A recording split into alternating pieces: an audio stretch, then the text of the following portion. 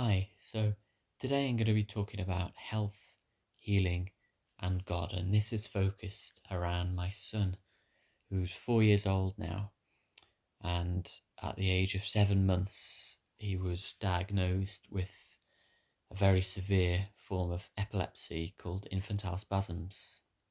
Now, infantile spasms is defined medically as a catastrophic type of epilepsy because essentially it causes brain damage, or it's highly associated with brain damage and developmental delay of developmental regression as well. So essentially, when children have this type of epilepsy, their development stops or goes backwards. You hear lots of children who develop it at around the age of 1 and go back to sort of newborn level in terms of their skills, what they're able to do, and it also has a very severe impact on future development. So I think around 70% of children are severely delayed throughout all of their development and will need support through school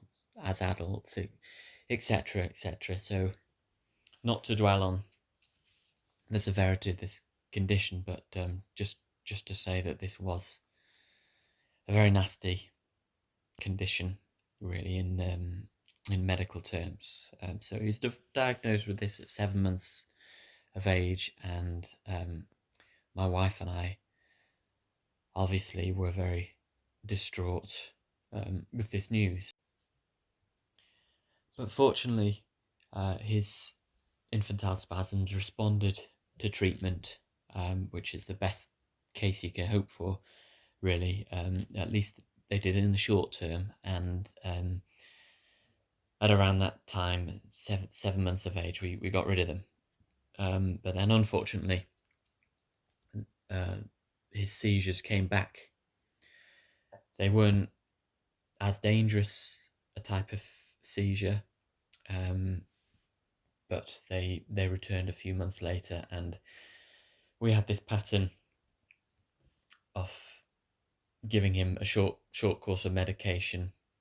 The seizures would go away, and then after a few months they would relapse again. So we had this over the next 2-3 years, really.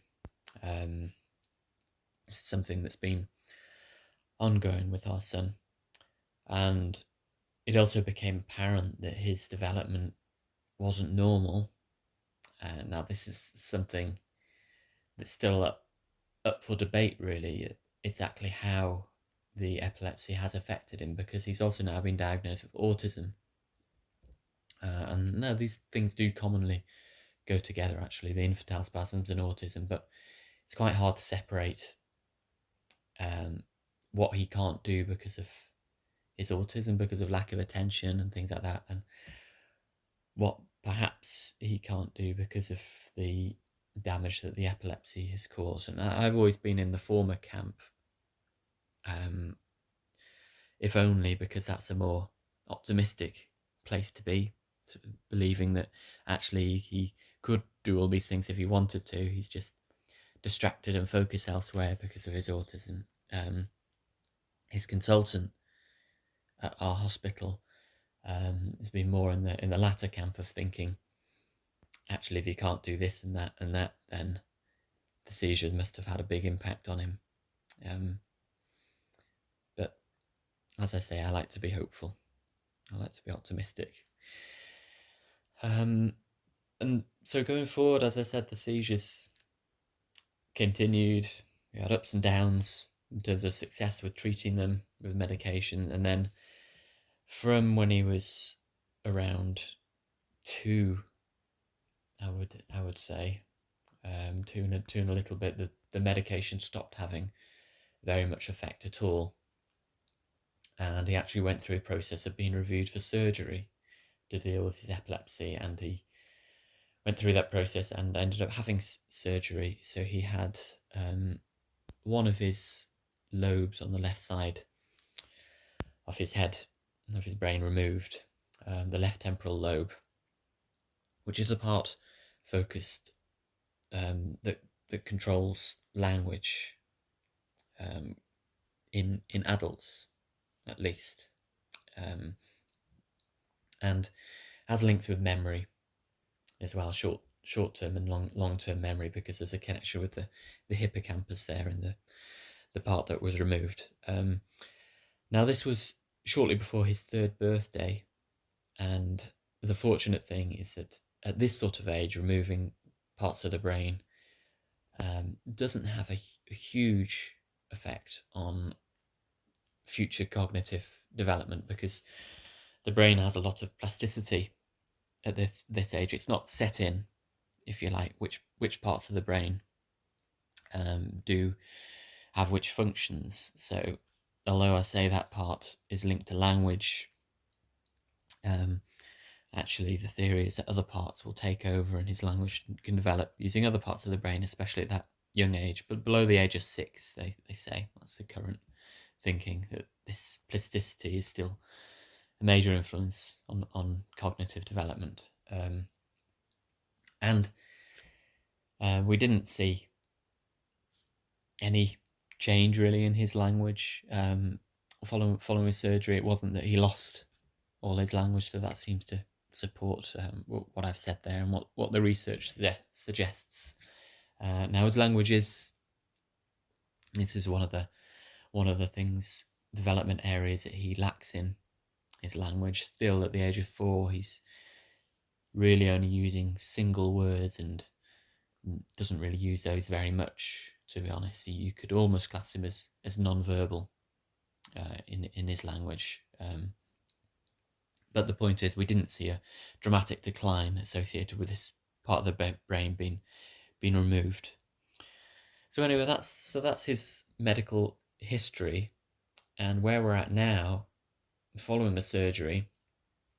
We had a few months which we're really pleased with, in that he didn't have any seizures, and then his seizures returned, sadly for us, for everyone.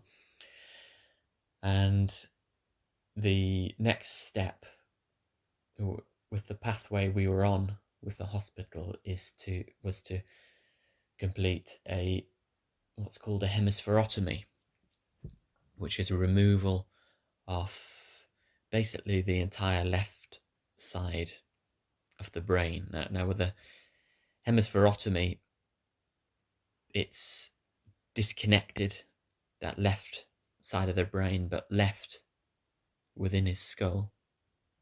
So essentially, it becomes a non-functional bit of the organ. It's had all the nerves and the connections with other parts of the brain and the rest of the body disconnected, apart from a blood supply, just to maintain it. And that's different from a hemispherectomy, which is the way surgeons used to do it, which was to completely remove that part of the brain, remove it from the skull, rather than leaving it in situ. And I'm just telling you this because it's a major procedure, and it's something that has really scared us, the idea that this might have to be done to our son. It's something we've never liked the idea of, and we were in a difficult place last summer, about a year ago, when his seizures came back, and that was the obvious next step, and the step which everybody advised, the surgeon that we had our follow-up meeting with and our consultant at the hospital as well, said that was the obvious step. So I came to a place, and I'd been in this place before, but wasn't so resolute about what I wanted to do. And this place was where I was determined to do whatever I can myself to help him, to help our son. And perhaps through that he wouldn't need this drastic surgery, which, by the way, I say removing bits of the brain doesn't affect children under 6 years of age, but actually it's such a big part that it would have some effects, and mainly those effects would be seen in weakness of one side of his body. So his left side of the brain would be removed. The weakness would therefore end up being on the right side of his body. Probably wouldn't be able to use his right hand ever, as we were told.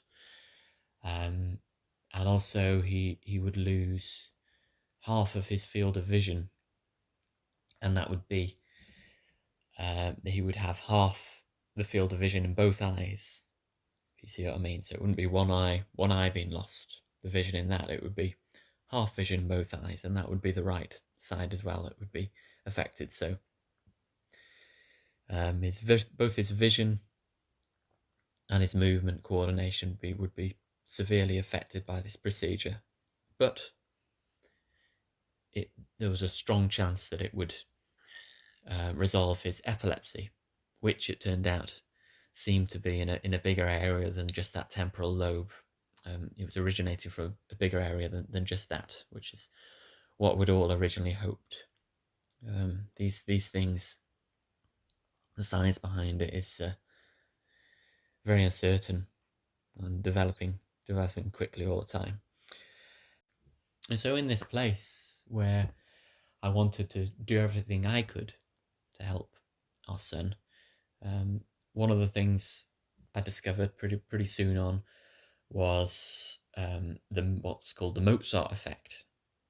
So there's an idea, and it has been published in scientific literature as well, that there's a particular piece by Mozart. I think now there are a few more pieces as well. It's been shown to have the same effect, which calms brainwave activity, and it's actually been demonstrated that this reduces epileptic brainwave activity and epileptic seizures in children, in certain patients. And I thought this was amazing.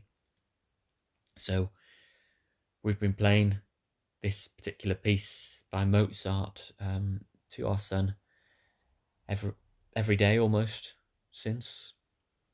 And the piece, if you're interested, it's referred to as K448. That's the code for it, and it's called Sonata for Two Pianos in D major.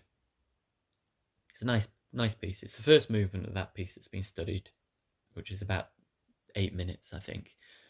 So we listen to that every day. So that was one thing that I discovered.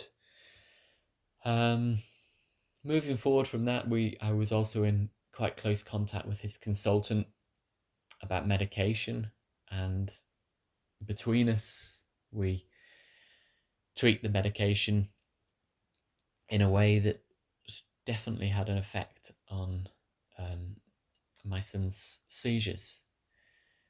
Definitely improved them, and there were very short periods where he didn't have any, sort of a couple of days here and there, which was a notable difference for him, because usually he would have he actually has clusters of seizures where they could come maybe 10, 20 little movements. Usually he would have 3, 4, 5 of those in a day. So there were periods when that definitely improved.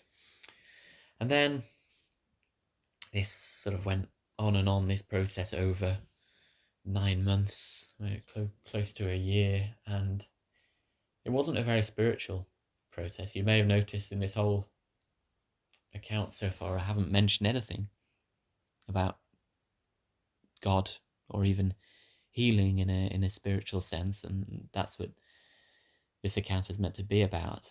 But it wasn't really about that at this stage. I wasn't certainly in that place of being as open as I am now. Some things have changed for me over this time, which I'm going to go on to talk about. And that takes me on to one day, about 3 months ago from now. I decided to pray, and praying is something I hadn't really done for a while. Hadn't done for a long time, properly and sincerely. As I mentioned in previous videos, I was brought up a Christian, and through my spiritual darkness I talked about in the last video, there were times when I felt strong doubts, and then those brought me closer to God, closer connection to my spiritual side. But throughout the last year or so, and I think through the extent of my son's condition, his epilepsy, it hadn't been a major, prominent part of my life. Although if you'd stopped me on any given day and said, did I believe in God, I would certainly have said yes. And in this prayer that I prayed, I asked for my son to be healed, like quite simply. It was a simple, short prayer, but it was a prayer during which I really felt some connection, and I felt that it was something I deeply wanted, not just for me, but for my son, our family, just for the betterment of life of all of those around us. So in that sense, I felt like it was a sincere prayer rather than a selfish prayer, if you like. And leading up to that time, as I said, I wasn't spiritually that connected, but I'd also been quite angry, I think. So angry about my son's condition, but also the previous year I'd lost my job due to the COVID situation, a job I liked as a university lecturer, and that had all changed because my contract they weren't able to keep it on because of the COVID period. And that's another story, and that's something which has actually worked out fine. But I was in a quite a resentful, angry place, more so probably than I've ever been in my life, really. So it was quite a tough time, and that's why this prayer was so important to me, because I feel marked this dramatic, sudden shift. And over the days and weeks following this prayer, everything changed, and that's what I'm going to talk about for the rest of this account, because it was quite amazing. So following this prayer, following me opening myself up to more guidance, to more assistance, help, I started seeing and being drawn to more of the good in the world, I'd say. So I started changing the things that I listened to entertain myself when I was walking or doing some work I didn't need to concentrate on so much. I had been listening to political debates, and these were things that actually, ended up making me quite angry. And I would finish listening to them, and I would have enjoyed them, but I would have got myself quite riled up. And then sometimes I'd even end up having an argument with my wife about it afterwards, and it just wasn't a very loving, accepting place I was coming from when I was in that state. But I've changed that, what I was listening to, and I ended up listening to a lot of accounts of near-death experiences, and I discovered some amazing stuff which I'll share with you. The first one I listened to was Bruce Grayson's book called After. So it's an audiobook. I like listening to audiobooks. And Bruce Grayson is a doctor, and over several decades he'd had various experiences with patients having these near-death experiences, and it seems throughout the course of this book, of his work with these patients, he'd come to believe that there's something in these experiences, that they do point to consciousness continuing beyond death. And this was a really great start for me, because I'd come from a scientific background. I'd been an academic, as I mentioned, and was probably a bit too logically thinking in some ways. Probably still am. But this book was argued very well, and it made a lot of sense, and it was a great starter for me. I even sent it on to my mum after I'd finished listening to it. Then the other books I read were more suppose, connected more emotionally with me, and they were just fantastic. So the first was Proof of Heaven by Eben Alexander. Now, he was a doctor as well, a neurosurgeon who had a near-death experience lasting several days, about a week, I think, and it was just an amazing experience. You should look into it if you're interested. And the other one was not so well known. It's called My NDE, Near Death Experience Beneath the Sea, and this was by Michael Angelo. So that's his spiritual name.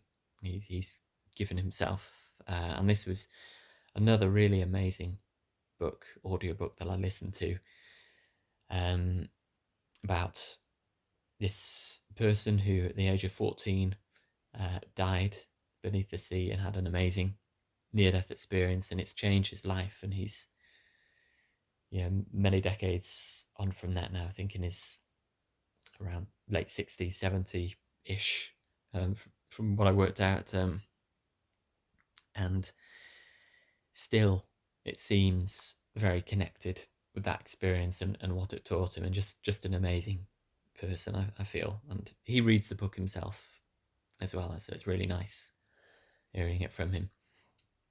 And so, yeah, you can imagine how this was very different from the political debates I'd been listening to previously, and I just found myself in a very open, very emotional, loving type place, and really enjoying these beautiful accounts of what might be there in the life to come.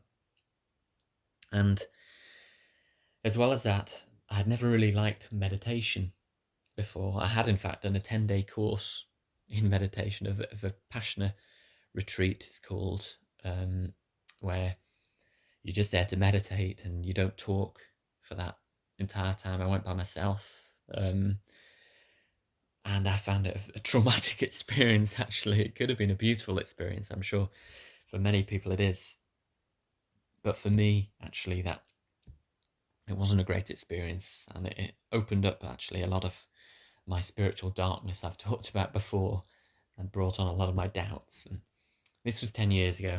Maybe things would be different now, but I think that put me off meditation a bit. But during this recent revival period of my spiritual self, I discovered an app called HemiSync, which is a meditation app. It's actually Eben Alexander, who wrote Proof of Heaven, I mentioned earlier, has endorsed and had connections with this app. And basically, it's a meditation app which is more guided than the type of meditation I've done before, where you just left in a room to meditate and find your own way.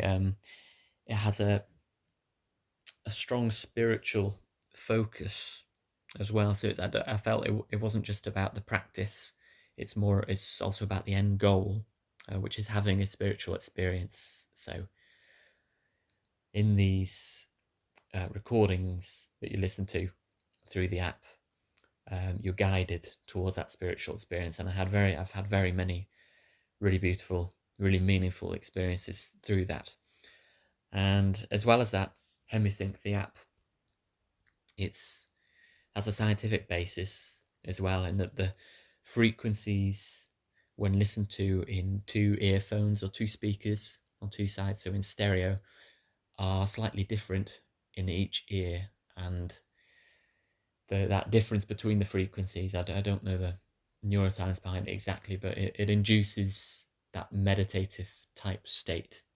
So you're given a bit of a shunt in the right direction with the type of music, the type of background noise which is on the app. So it's something I'd definitely recommend. I find it really relaxing, really lovely to listen to, and it's got me into meditating and finding that inner part of myself which I was probably scared of in the past.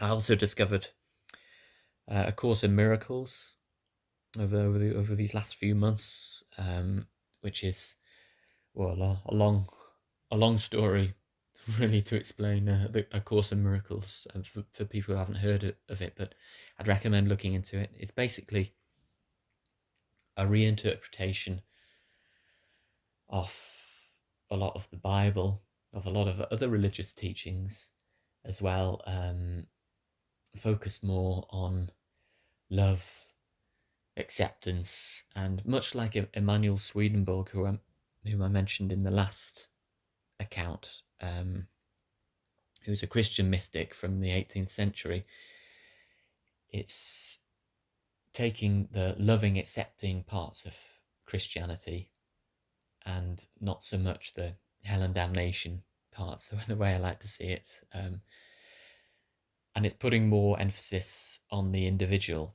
and how the individual is the person who is the one who controls their destiny. So we judge ourselves and we control our own destinies wherever we're going. And also, A Course in Miracles, the underlying message there is that everybody returns. Everyone returns to the source, whether it's a long journey or a short journey. And I like that. That we're all ultimately destined to find this love, this great underlying love that is behind everything. So I've talked a lot about my experiences. This beautiful couple of months that came after I opened myself up through this prayer, following a couple of years or more of difficulties with my son, my son's health in particular. That was above all else my concerns. So, well, what does that period have to do with my son's seizures? This beautiful period. It doesn't seem like I haven't mentioned him at all in this period. Well, I feel that after praying this prayer and opening myself up to more spiritual connection and asking for my son to be healed, I started to learn that the only thing I can reliably change is myself. And so I may want certain people to be a different way. I may want my son not to have his epilepsy, but the only thing I can really do, not being a doctor or a surgeon, is to change how I feel, how I am on the inside. And I just get this strong sense, and I've had this strong sense through this time, this period, that that's the best way I can help my son. And as well as that, if there are things I can do, I say I'm not a doctor, but if there are supplements, etc., I can give him, then being in that good place myself, I'll be guided to the right things. And this is something, this idea of only being able to change yourself, and changing yourself changes what you see on the outside, something that I've believed deep down for a long time, for much of my life. But I think it had been buried beneath resentment and anger, and praying this prayer and had really opened me up to this. I also started over this time having sessions with a holistic therapist to look at nutrition for my son and how that might help him with the seizures, and also my state of being, my energy, how that might affect him. We didn't focus it so much on what I could do directly with my son, because as I mentioned earlier, my son is largely non-verbal. So working directly with him and asking him what's wrong, is there any feelings you're having, etc. The sort of way that this type of energy work progresses would be challenging at this time, at least.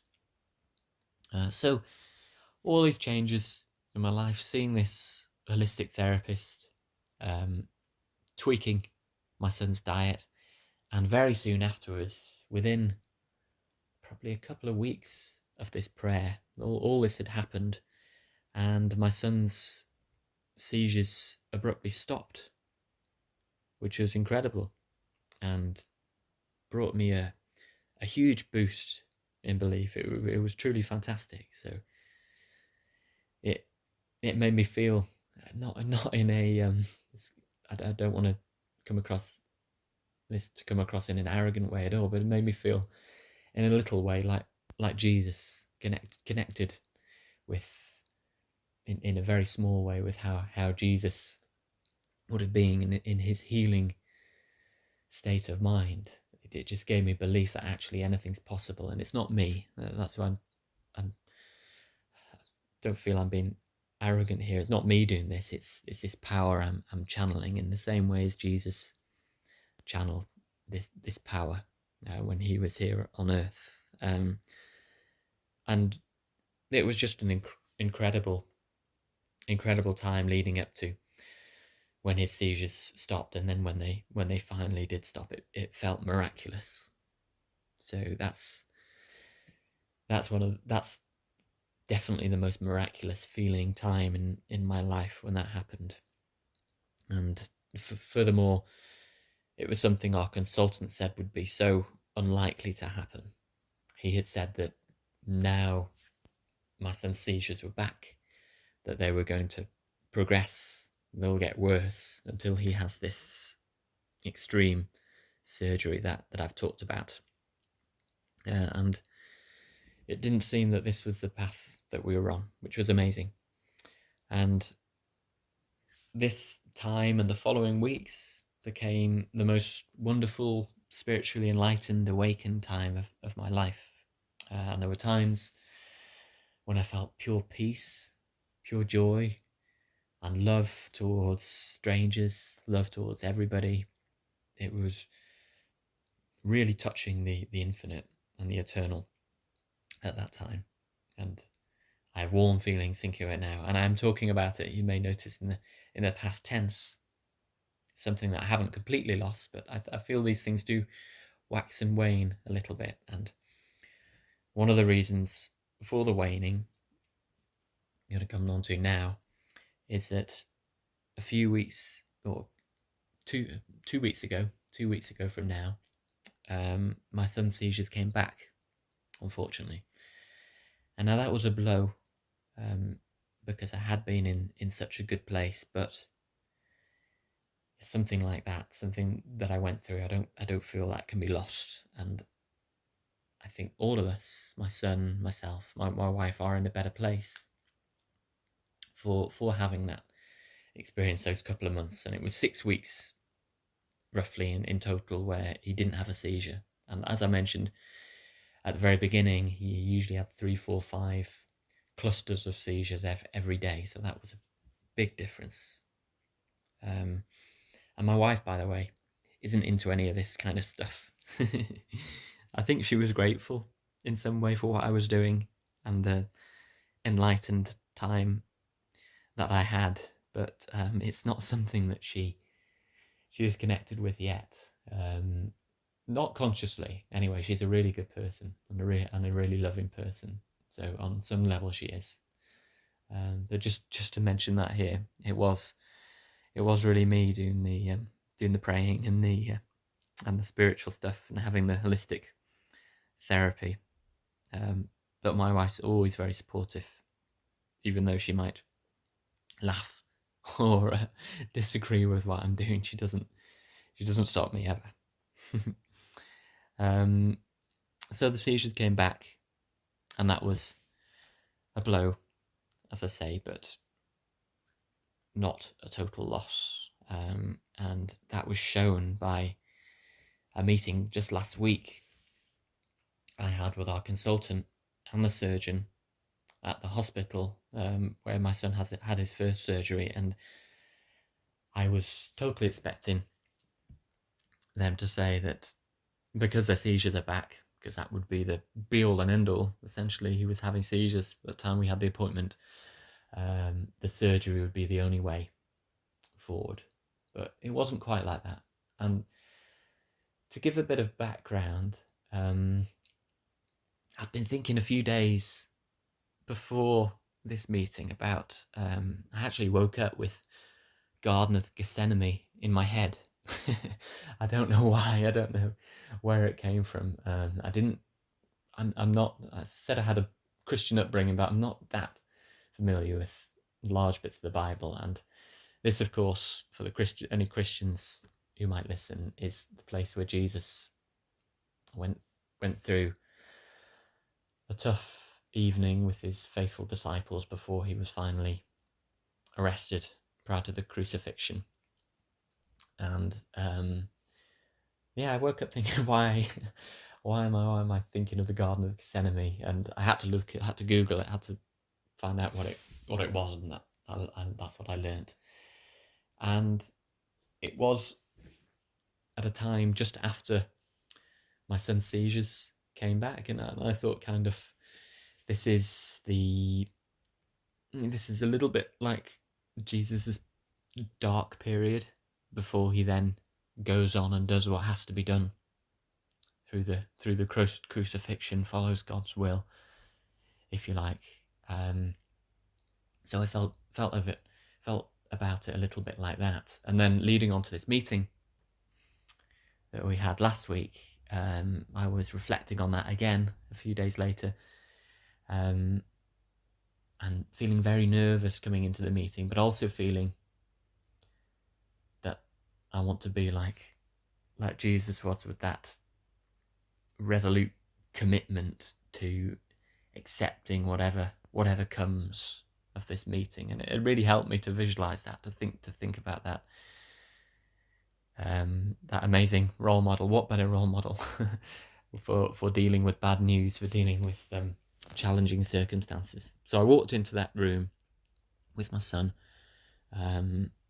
not on the outside feeling quite nervous, but I think on the inside, what I'd had happening over the last couple of months was very fresh, bubbling up, this love and this connection that I'd experienced. And the meeting was just, I described it to my mum later as being more like a little church gathering than a meeting with a couple of top neuroscientists in the world, essentially.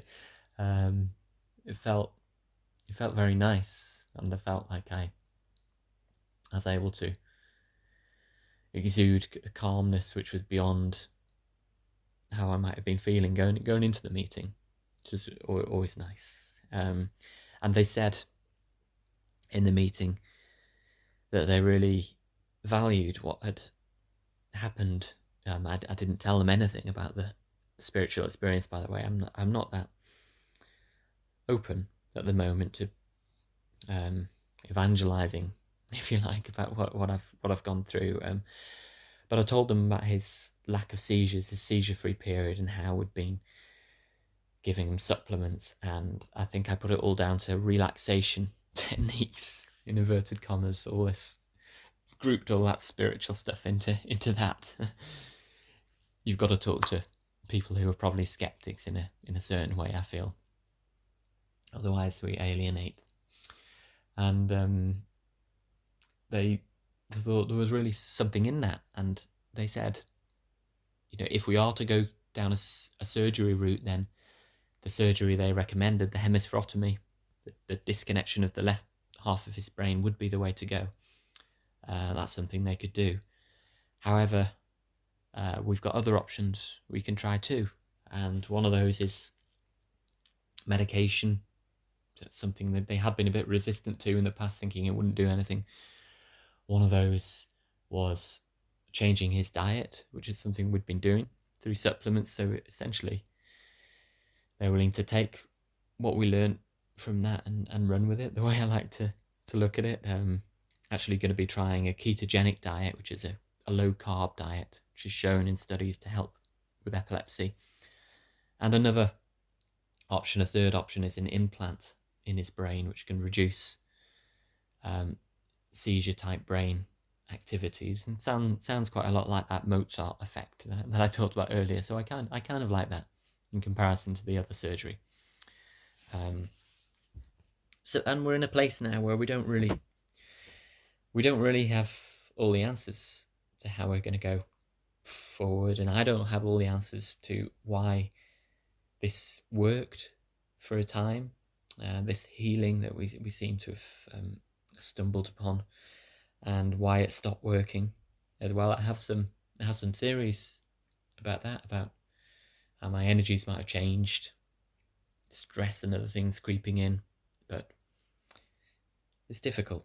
It's difficult to put the finger on exactly what the reasons for these things are. Um, but I know that something special happened for sure. Something special happened to me, and I'm going to grab onto that and hold on to that. And I know that there are more special times to come, and we'll have some wonderful adventures along the journey with my son, whichever way that leads. And so, as I say, I'm not sure what treatment he is going to undergo in future, but something that's maybe nice to close on is one of my guided meditations I had through this app, HemiSync. I met a guide, and now I'm not sure what this guide might represent. From an NDE, near-death experience type perspective, you could say I am actually connecting with the other side. You could say it's a deep part of me, which maybe also is connecting with the other side. But however you argue it, I connected with some deep source, I feel, and this guy told me that his name was Abraham. And at the time, I thought, Abraham sounds like a biblical name. Again, showing my ignorance as well with the Garden of Gethsemane, with that as well.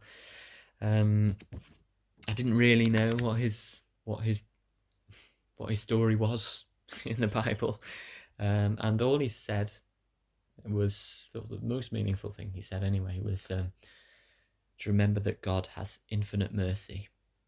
I thought that was really nice, but I didn't know what it meant for me, really. And then like with the Gethsemane example, I did some Googling and found out that Abraham was the father who was about to sacrifice Isaac, his son. And I thought, wow, okay, that's quite relevant. So maybe on a deep level, I knew of this relevance. Who knows where that relevance came from? But I thought that was impressive, that it was something so relevant for me. And the infinite mercy, I took that to mean, actually, I can see this story, this Old Testament God who people, maybe some modern Christians make out as angry and vengeful. I can see him in a different way, thinking of that line, God having infinite mercy, and that is that we sacrifice everything. If we're willing to sacrifice everything, to let everything go, to give everything over to God, actually he deals with it in a very merciful way. And I thought that was a really nice message. So that's why, in a sense, I don't worry so much about what's going to happen with my son in the future, because if I hand that over, trust in the doctors, trust in my holistic therapist, trust in my own intuition that through all those things, God will work and he will have mercy in the way he works. And who knows what the best healing path for my son is.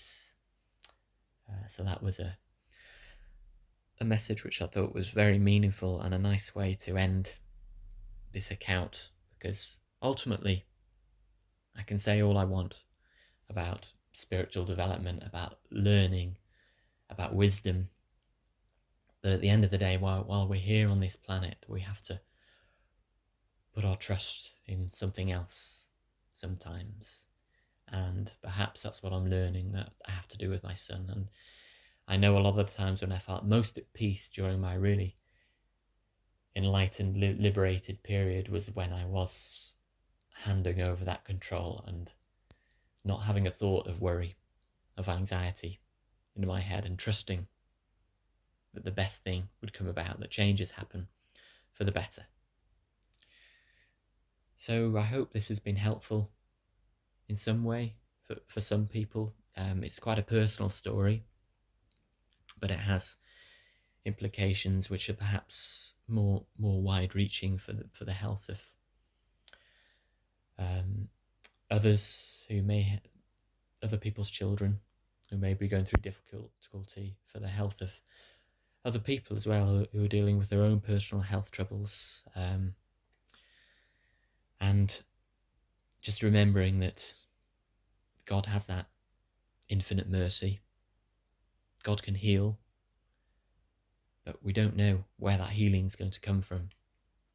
We don't know what the best healing is for us always. And like Jesus in the Garden of Gethsemane, we've got to be resolute and hand ourselves over to that higher will sometimes.